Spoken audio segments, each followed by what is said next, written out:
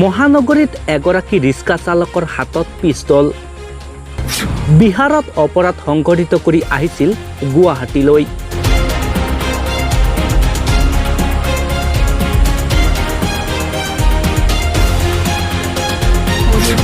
মহানগৰীত এগৰাকী ৰিক্সা চালকৰ পৰা পিস্তল জব্দ।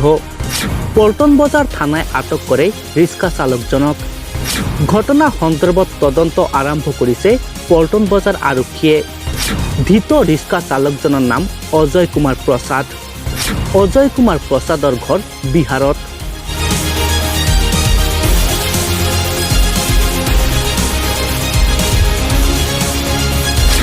নিশা আৰক্ষীয়ে এক অভিযান চলাই পল্টন বজাৰৰ পৰা কৰায়ত্ব কৰে অজয় কুমাৰ প্ৰসাদ নামৰ ৰিক্সা চালকজনক।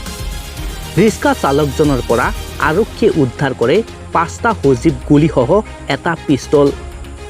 বিহাৰত অপৰাধ সংঘটিত কৰি অসমলৈ আহিছিল ধৃত Ajay Kumar.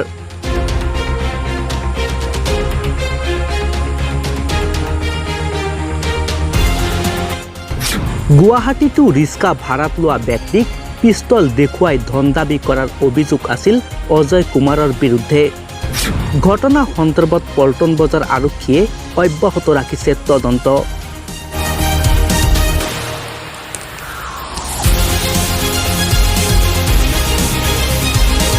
News desk, Assam expensive.